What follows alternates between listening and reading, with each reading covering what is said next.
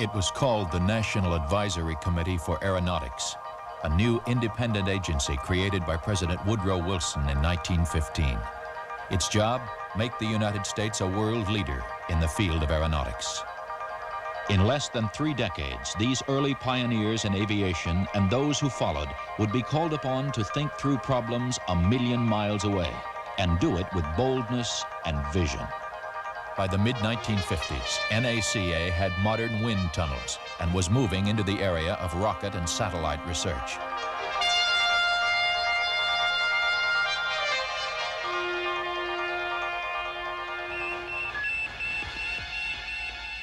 Then on October 7, 1957, the U.S. and the rest of the world were greeted by the sounds of Sputnik 1. The Soviet Union had placed the first artificial satellite into orbit. It would not be until early the following year that America's satellite, Explorer 1, successfully orbited the Earth and discovered a dense belt of radiation surrounding our planet.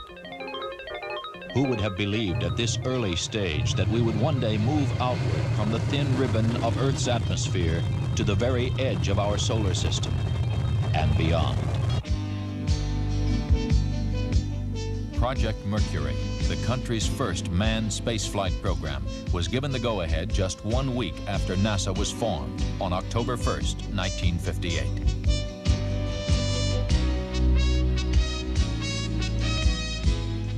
Seven test pilots were selected to become astronauts. Donald K. Deke Slayton, Alan B. Shepard,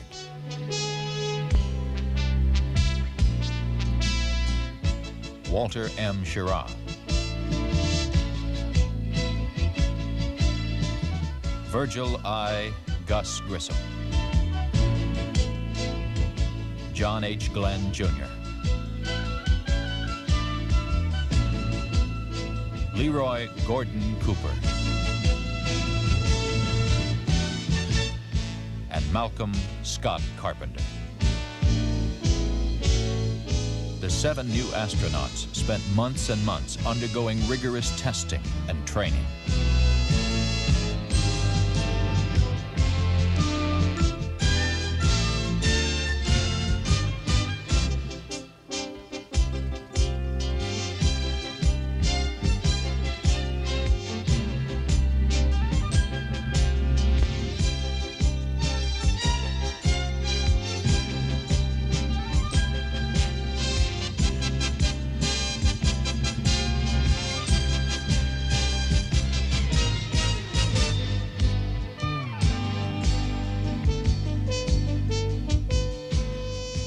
While they were being trained, several monkeys took check rides in the new Mercury spacecraft.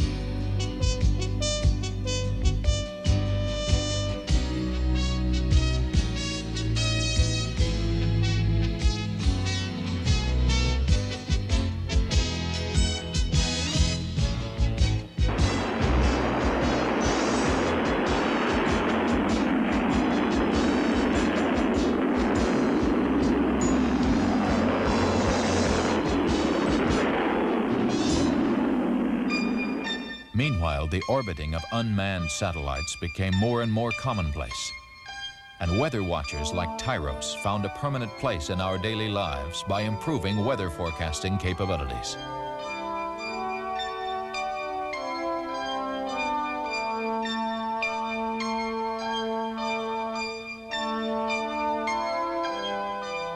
On August 12, 1960, President Eisenhower took part in the first transmission of the Echo 1 communications satellite.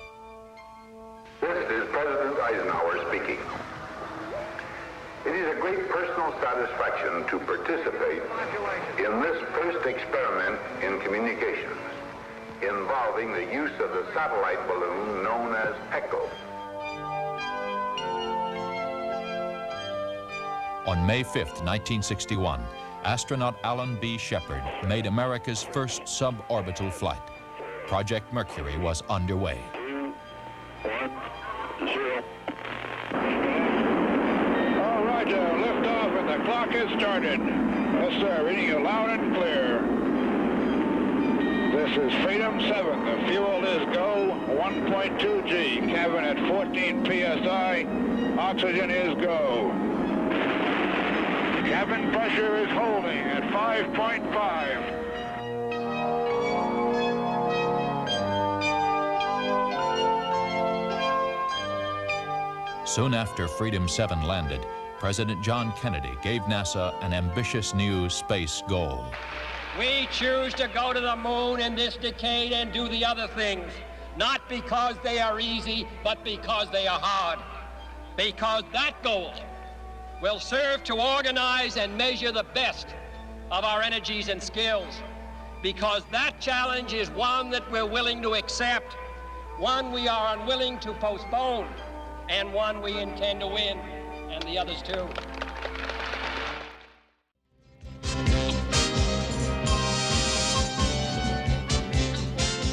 More than 8 years were poured into designing, building, testing, and preparing astronauts, rockets, and spacecraft for the first lunar landing. Here's a visual look back at some of that preparation.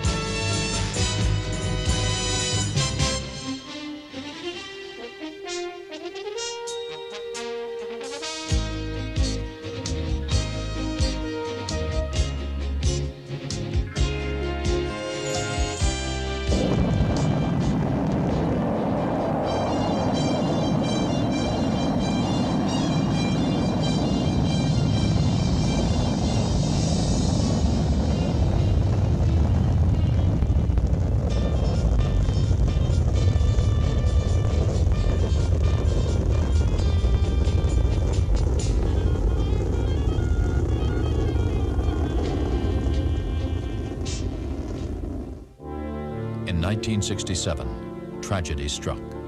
The nation mourned the loss of the crew that would have flown the Apollo spacecraft on its maiden voyage. Astronauts Gus Grissom, Ed White, and Roger Chaffee died in a flash fire as they were conducting pre-flight tests on the launch pad. The manned flight schedule was delayed 18 months as the command module underwent redesign.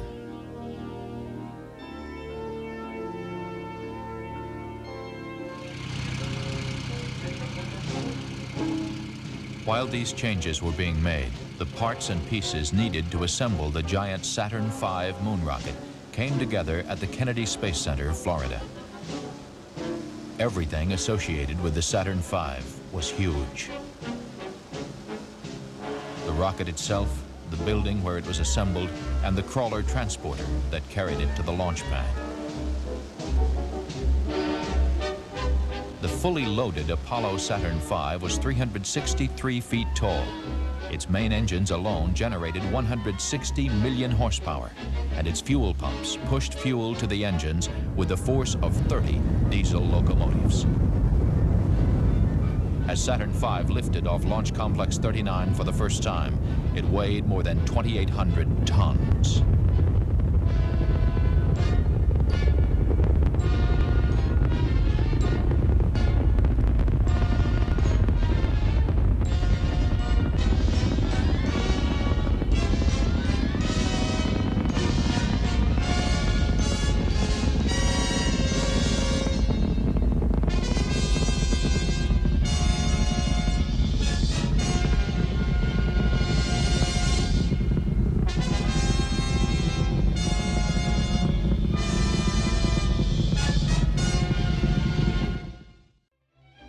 Our Earth seemed small and fragile, hanging in the vastness of space.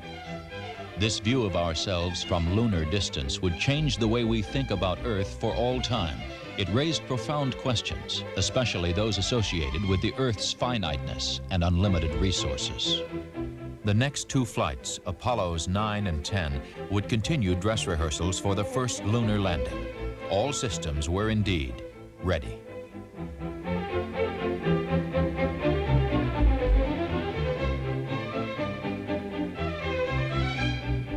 Astronauts Neil Armstrong, Edwin Aldrin, and Michael Collins would make the historic journey.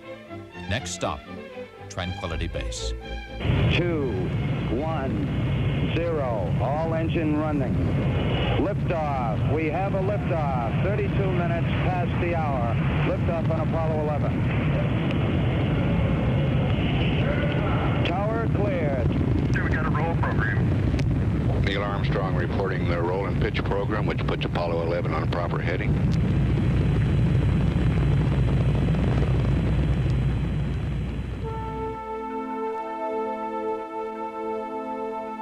Houston, Apollo 11 is calling you on the high gain. How do you read, over? Roger, loud and clear on the high gain. Eagle, you're looking great. Coming up 9 minutes. We're now in the approach phase, everything looking good. Altitude 4,200. Houston, you're go for landing, over. 40 feet down, 2.5. Picking up some dust. 30 feet, 2.5 down. Straight shadow. 4 forward. 4 forward, drift into the right a little. 20, down a half. 30 seconds. Forward, just. Good. Hey.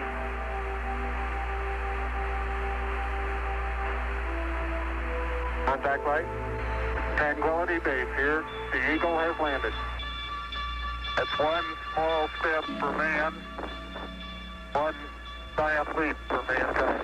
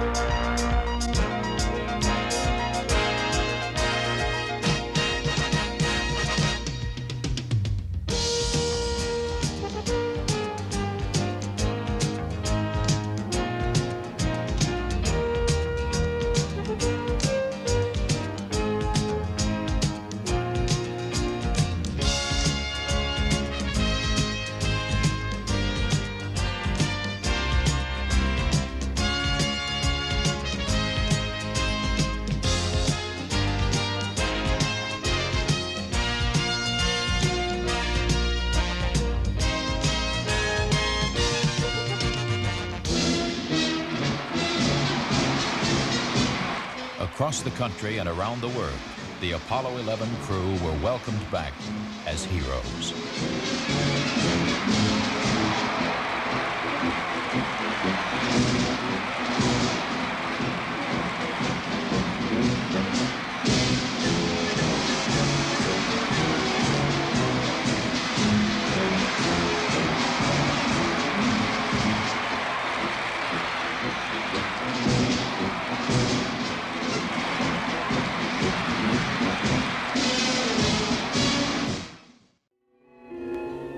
NASA's aeronautical research was the seed from which the space program would grow. A prime example of this was the Lifting Body project that began in the early 60s. The combination of wind tunnel tests and actual flights led to the design of the reusable space shuttle.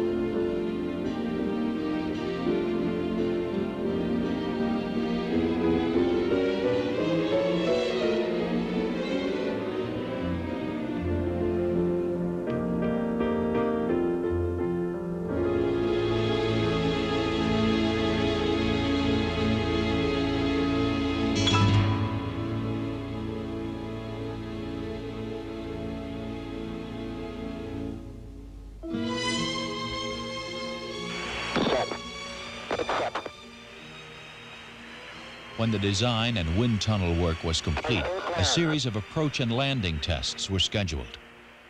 Since the orbiter has no power for landing, its ability to land easily with only one try was critical. Gears coming. Steering clear coming. Gears down. 40 feet. 20 feet. 10 feet. 5 feet. 4 feet. 2 feet. 1 foot. Down. The Enterprise's near-perfect landings gave final proof that the shuttle orbiter was a flyable, landable craft.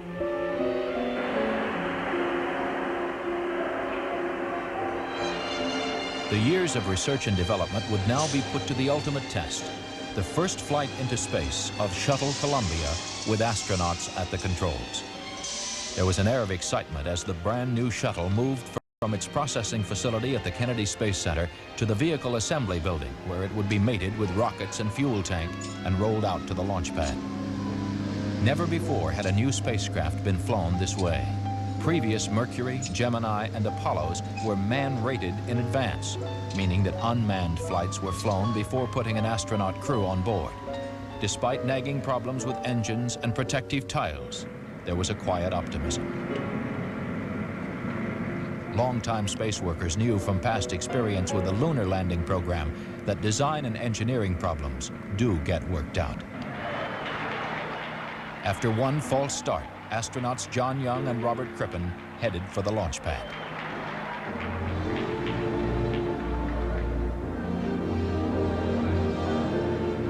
Seconds. That goes into the interior, and the astronauts are Columbia's maiden flight would be brief, just 54.5 hours, 36 orbits, and return to Earth. But it signaled the beginning of a reusable space transportation system. To ensure that everything is in the proper place. Minus 10, 9, 8, 7, 6, 5, 4. We've gone for main engine start. We have main engine start.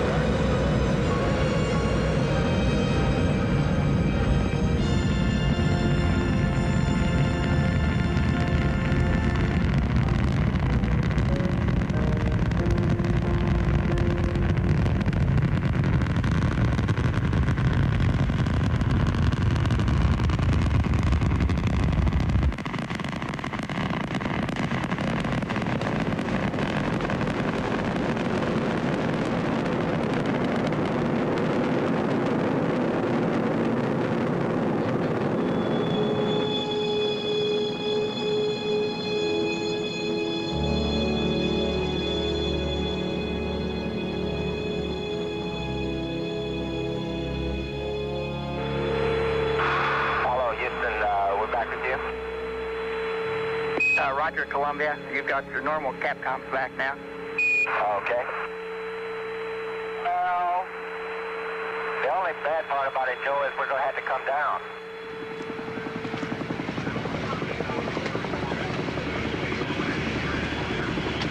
I think that's it.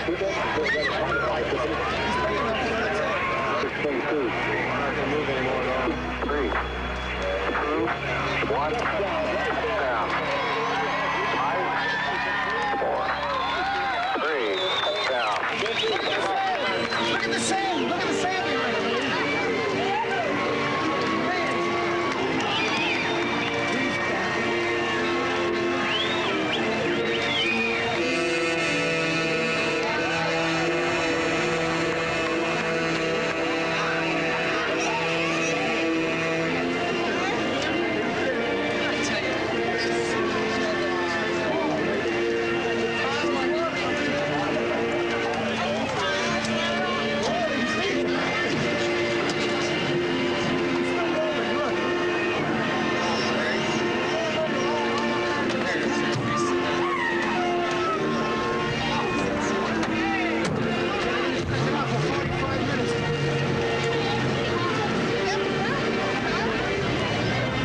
That's a good picture, John, coming down. Right, John, I'm not going to wait for Dr. Have one overboard first. 30 weeks later, after Columbia had been returned to the Kennedy Space Center, cleaned, refurbished, and rolled out to the pad, astronauts Joe Engle and Dick Truly flew Columbia into space again. While an imaging radar system mapped distant Earth, the crew made a critical test of a Canadian-developed mechanical arm that would later place payloads into and out of orbit. Okay, we copy. Thank you. Looks like it's a little cloudy out here, Sally. It's a good thing the Sir AC's did that. And we can hear it crank up on board. Okay, stand by. Okay, we see fan A on, and we'd like you to take broad.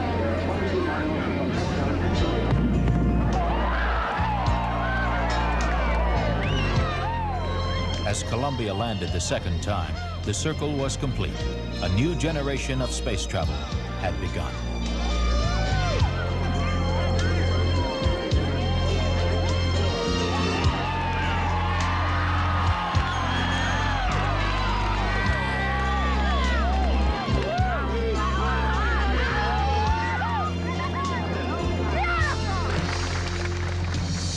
When Space Shuttle 3 left the launch pad, it carried an experiment prepared by 18-year-old Todd Nelson of Rose Creek, Minnesota.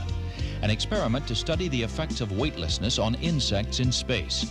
It's called the Shuttle Student Involvement Project and includes NASA, the National Science Teachers Association, and industry sponsors who help transform winning proposals into flight experiments. Since this first flight, young people in high schools around the country have developed and flown a variety of experiments, ranging from medical projects to the study of zero gravity on an ant colony. They are setting an example for others who may be encouraged to pursue careers in science and engineering, something that ultimately can be translated into technological leadership for the U.S. Mission 7 carried a crew of 5 into space, including America's first woman astronaut, Sally Ride. For main engine start, we have main engine start and ignition and liftoff. Liftoff of STS-7 and America's first woman astronaut. And the shuttle has cleared the tower.